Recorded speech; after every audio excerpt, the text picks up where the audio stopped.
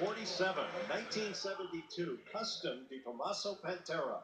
Well, indeed, if anybody here or on TV or in the audience reads Automobile Quarterly, you might remember around 1968 the Carabao, which was an Alfa Romeo Bertone-style show car, which was green. Well, this car borrows virtually all of it, with the exception of the open top. It turns out Sam Foose, Chip Foose's dad, built this for a customer who wanted to buy the actual Carabao, learned it wasn't for sale, so Mr. Foose was hired to build a replica. Of course, couldn't get the hold of the Alfa Romeo Formula One V8 or any of its underpinnings, so this is based on a Pantera. If you want to buy it, yeah, but it's still pretty exotic at that. To start with a Pantera and turn it into this. And the Carabao that you were talking about, the Alfa Romeo, was really the beginning of the wedge concept that came apart in the 60s, or at least when it really hit with a vengeance. And you look at that wedge concept and how it evolved from here into the Countach, and then ultimately the Diablo, a lot of those Lamborghinis. This styling by Marcello Gandini really evolved, and at first it was so futuristic looking, and now it looks pretty retro, doesn't it? Well, I love how the Luger effect emulates the look of the Carabao Beetle, which actually has that sort of a look. And when I was a kid, that issue Automobile Quarterly, I kept that under my pillow. I thought the original Carabao was just one of the most beautiful styles I'd ever seen. And this, I gotta say, Mr. Foose grabbed the contours, the lines, the proportions. He nailed it. Again, the only thing different is that this one is an open roadster, not the coupe that the original was. All right, just want to pause it there for a minute, and just wanted to make this video because, as you guys can see, it's a 72 de Tomaso Pantera that ends up selling for 44 grand, which I think is really actually outstanding. It's a low price. It's a very good price. I mean, for what it is, I mean, that's like, that could easily sell for 100 grand, 150 grand or more, whatever. But point is that the the 72 de Tomaso Panteras, they're pretty cool cars. They're pretty awesome, pretty unique, pretty epic. They're rare, basically, it's like it's like an American Italian car because it has a lot of Ford in it, but then it has a lot of Italian in it too. So basically, it's like an American Italian version of the Ford GT or the Ford GT40, the original back in the day in the 60s, 66, I believe. But point is, the Tomaso, it's basically, that's what it is. It's just a more obtainable financially, more affordable, more obtainable, perhaps, than a Ford GT or a Ford GT40. But that's basically what de Tomaso Pantera was back in the 70s. Basically, it's coming from the Ford GT40 well, basically, that's what it is, within reason. If you watch Jay Leno's one of Jay Leno's episodes, or well, yeah, one of his episodes where he's doing actually a show on de Tomaso Pantera, a blue one, I believe, real nice. And there's different versions of the de Tomaso Pantera too. There's GT versions and so on, etc., with like manufactured body kits and wings and things like that. It's pretty cool. Now this one right here, anyways, before I say that, what Jay Leno was saying is that the Pantera, the de Tomaso Pantera, basically it's like a Ford GT within reason. Now you could put any kind of V8, Ford V8 engine in there, or any kind of engine that you'd like to put in there. The options are, well, you have a long list, because you could put many different for instance, many different V8s. You could put you could put Mopar under the hood. You could put Ford, obviously, under the hood. You could do a Chevy engine under the hood. Um, and I mean, you can even do import, engines. You can probably stick a Mercedes engine in there, or a Ferrari engine in there, or a Lamborghini engine in there, or a Viper engine, V10, or um, there's just so many options that you can do. Like Gas Monkey, they built one, and they put an awesome V6 turbo, I believe twin turbo. You could do that too, like the EcoBoost from Ford, that twin turbo. That's an awesome engine. You could definitely do, V6s, twin turbos, inline sixes, dual head cam twin turbos, and so on. The options, you could do a lot. You could put many different kinds of 6 cylinders and 8 cylinders, 10 cylinders, even 12-cylinder engines. All those different kinds of power plants or engines in that car, in the Tomaso Pantera. I mean, you can really, really customize them. So it's pretty cool, like Jay Leno says when he did his show on it at the Jay Leno's Garage show on YouTube and so on. Um, you know, a lot of them are resto modded. A lot of them look like D Tomasos, a lot of them don't. They look like this one has completely been remodified or resto modded or customized big time. I mean, if you see the YouTube videos on this, it's pretty cool how, or on certain TV programs, shows where they show, back in the day, Chip's Foose dad um, basically building this Di Tomaso Pantera, rebuilding it because it was, I believe it was wrecked. And basically, he just rebuilt it, but he didn't do it original. He just completely, resto modded it, uh, rebuilt it, but you know, customized it, modified it basically. So anyhow, it's pretty cool. I think it's an awesome Di Tomaso. Sorry about that, guys. Taking a little too long. My bad.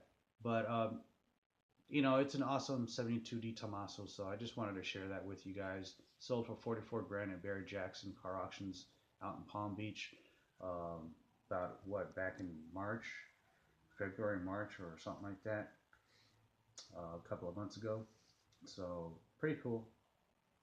I was now in the beginning of spring or whatever. So yeah. So what else, real quick, to wrap it up with? Well, I guess that's it for now. I mean, the D Tomasos are pretty awesome, man. I mean, Jay Leno's made uh, um, videos over it. I mean, a lot of people have made videos over it. D Tomaso is a pretty cool car. It's like one of those cars that fly under the radar.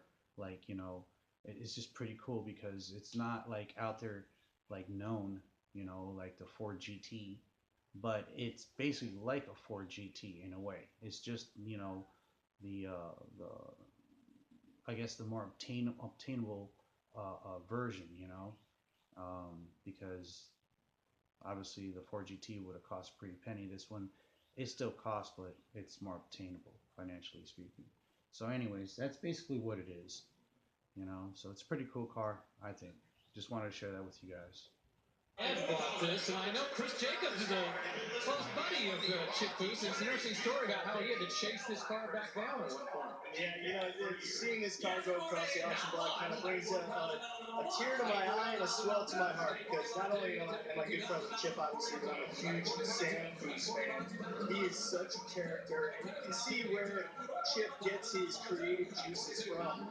Chip has often said that Sam is an even better artist than he is, and he kind of inspired Chip's drawings. And I think this car really is emblematic of the creativity that flows through the Foose veins. It's really cool. And yeah, the car got away for a little while. It was located. Foose tracked it down. And actually, he ended up trading Richard Rawlings from Gas Monkey Garage for this Pantera to get it back. And it's good to see it back, but bittersweet to see it going across the auction block. Yeah, that's one thing I wanted to mention, that Richard Rawlings is the one that found this car from, it was back east somewhere, and now it's back home, back basically, where it belongs, back in the West Coast. But Richard Rawlings from Dallas, Texas, from Gas Monkey Garage, is the one that found it. So he took it to his shop and then got a hold of Chip, and Chip Foose, basically got it from him. Well, didn't buy it. I think they did a trade, is what it is. They traded some pretty cool cars, pretty nice classics, if I'm not mistaken. But yeah, that is. I mean, look at that. Isn't that gorgeous? Isn't that sexy? I mean, look at that. That front,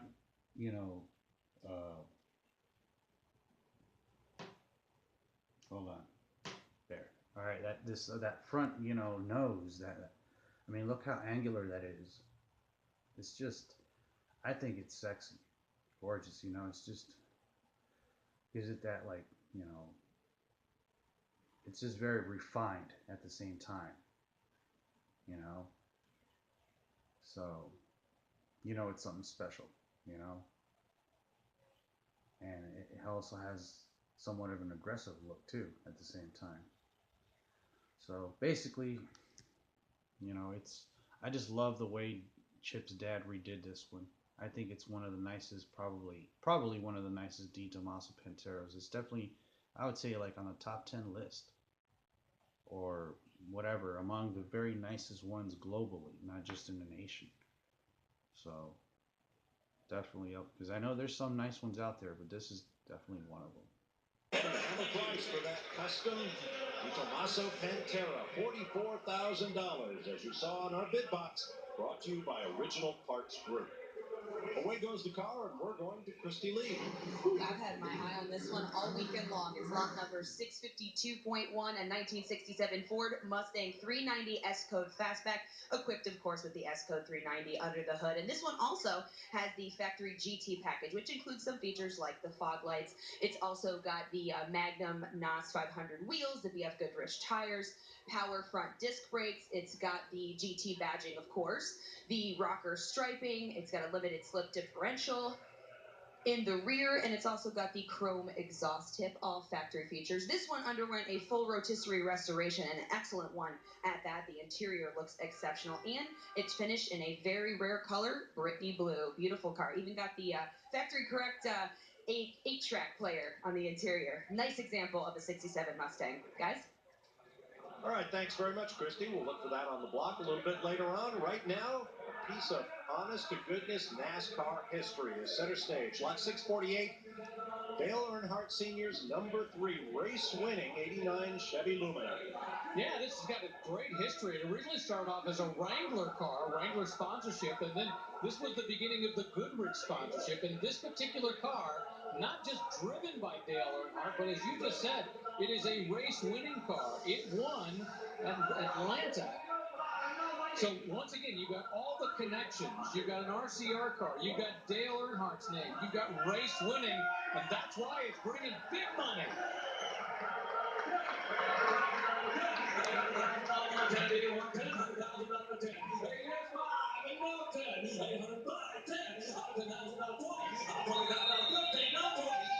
And one of the key things is coming with some documentation from the crew chief from back then, Kurt Slemmerdine, who personally inspected this car, said it is the real deal. And I'll tell you what, it's not just like it rolled off the track, and it's been nicely redone. It's beautifully worked. It looks like it's not ending the race, but just about to start the race.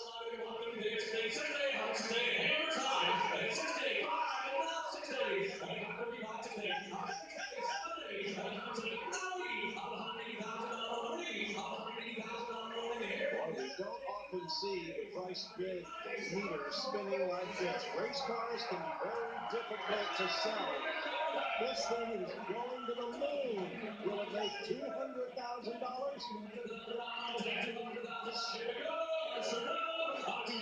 Well, the interesting thing is there is no way to gauge race these in any significant way, but $200,000 finds it a new home. Wow. Well done, sir. And even a thank you on behalf of NASCAR and the Intimidator fans everywhere. What a moment. We'll be back. All right, so I just wanted to close by saying anything can bring money. See what I'm saying? Wow, look at that. 200 grand for a NASCAR, special NASCAR car that was signed or was Dale Earnhardt's, back in the day. So of course that's a special car. That's why it brings all the money, 200 grand. But what I'm trying to say is that within reason, if you have the right kind of car that people want, in this case the bidders, you can make a lot of money. Not just thousands, but tens of thousands, hundreds of thousands of dollars, and certain vehicles and certain kinds of cars. And there's a lot of those within reason, and it's a big uh, uh, amount, a large number of cars that are in that category that can bring in a lot of money. I mean, a lot of cars. So, believe it or not, there's money to be made in the car business. You can make a lot of money in a car business. Now, sometimes I wouldn't say it's the best, because sometimes, you can make money and, you could lose money too. You can lose money just like you make it, sometimes in the car business, because if you invest, say, for instance, 100 grand, building a car, restoring a car, but you only sell it for 50 or 75 grand or 80, whatever, you're losing, right? I mean, not only do you have to, make back what you invested, but you want to make a profit on top of that. If you invested 100 grand, you'd like to sell it for 150, and usually you do, but sometimes you don't, and that's when it kind of, bites. It stings you, So, but the point is that usually there's a lot of money to be made, you know. So of course that NASCAR, there's obviously common sense that's going to bring in a lot of money, but there's a lot of other cars that can bring in a lot of money. So like the Toyota, the classic 60s Toyota uh, 2000 GT that can bring in a million, $1.5 million, $2 million easy. So just examples, of cars that can bring in some big money. All right, you guys. I guess that's it for now. Talk to you guys later. See you guys on the next video. Late.